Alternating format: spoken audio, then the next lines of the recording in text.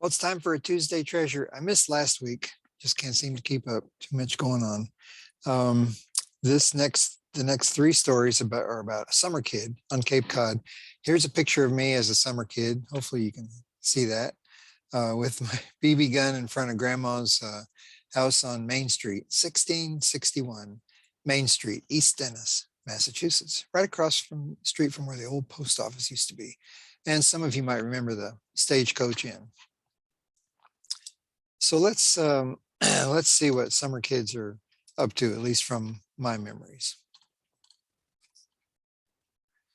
What a privilege to be asked by the editor to ruminate for the 35th anniversary issue of the Bulletin. And this was in the spring of '06. I've got all the old issues sitting here by my desk, and I've scanned many of them to CD. I hope I can get that project finished in the near future. I inherited Ruminations from Richard Haskell when I assumed his editorial duties for the Bulletin for a few years. I finally feel old enough at 54 to qualify to be an old codger and eligible to ruminate.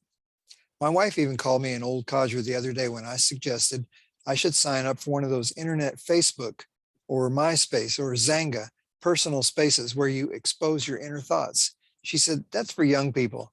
They don't want any old codgers on there. I admit I'm not a true Cape Codder. I'll always be a wash ashore, one of those people from away.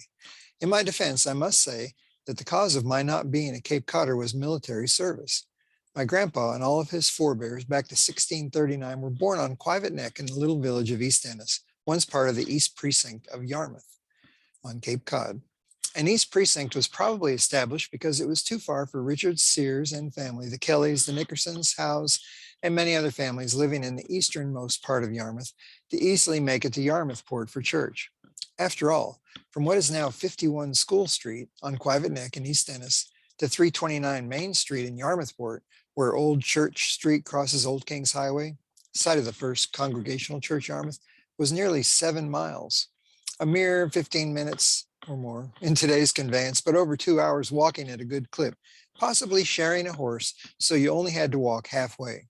In fact, West Brewster, then Harwich, Baptist and Methodist churches in the old days were closer to Quivet Neck than the main Dennis church.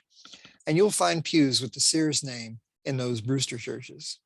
My great-grandfather, Elkanah Howes Sears, 1849 to 1914, was born in the house his grandfather Elkanah built on Quivet Neck at 51 School Street. I'd like to think my great-grandfather Cana was a summer kid, playing on the beaches and the neck between Sasuit Creek and Quivet Creek. Elkanah's father, Captain William Sears, was also born in that house. William's grandfather, Captain Edmund Sears, is listed on the rolls as one of those participating in the Boston Tea Party. William's father and Edmund's other 3 sons served in the Revolutionary War. Elkanah Howes Sears was a master carpenter and built ships at Shiverick shipyards on the other neck. He had a beautiful workshop in the carriage room of the large barn across the street from the East Dennis Wesleyan Methodist Church. I believe that's the old Prince Sears Kroll house. I have his carpenter's chest sitting in my garage. Cana probably rowed his boat to work across Quivet Creek each morning. It's much too far to travel all the way around the end of Sasuit Creek to Sasuit Neck and the shipyard when you could just row 30 yards across the creek. Wouldn't it be great to commute by rowboat? Cana built a church in Wellfleet, many houses on the Cape, and even repaired the steeple on the East Dennis Church when it was struck by lightning. He also called himself a mechanic, probably because he installed and repaired windmills.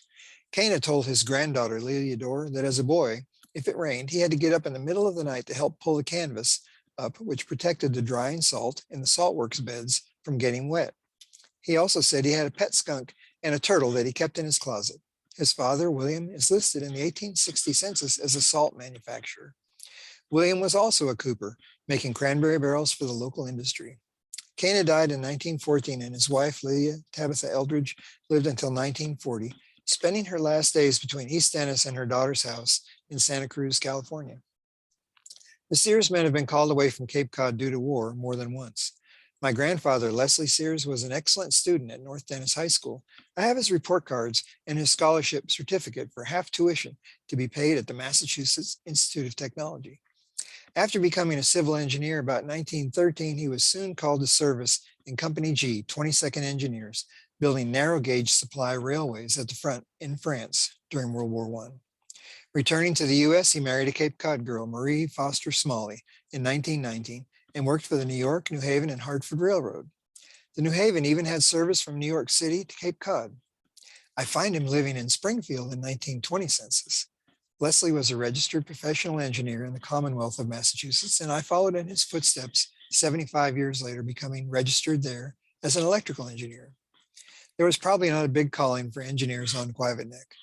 My father, Les Jr., was born in South Weymouth when Grandpa was working for the Metropolitan District Commission, creating some of Boston's beautiful parks and the Hatch Shell in the Charles River.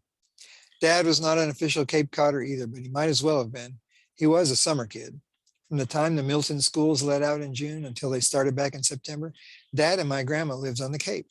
The house was called the Cedars and was on Main Street in East Ennis, just across from the Stagecoach Motel. Leslie Sr. would ride the train down to the Cape from Boston each weekend. Summer kids will always spend their weekends on the Cape when possible. I imagine they picked Grandpa up at the train station in Yarmouthport on Friday evenings. Dad was a teenager during World War II, and growing up in the Depression must have made life challenging. He told me how he and his buddies could change a tire on one of their jalopies in just minutes. During the war, rubber was at a premium, and tires were always on their last leg, with many patches and worn spots. Flat tires were commonplace. The other problem during the war was gas rationing. Cranberry farmers received a special allotment to run their trucks and pumps, so it was always a benefit to be good friends with a cranberry farmer if you wanted a little extra gas to take the girls to town. Dad picked cranberries for one of the coal companies. It must have been a glorious bumming around the Cape during those summers. Well, more next week on the Tuesday Treasure, Part 2.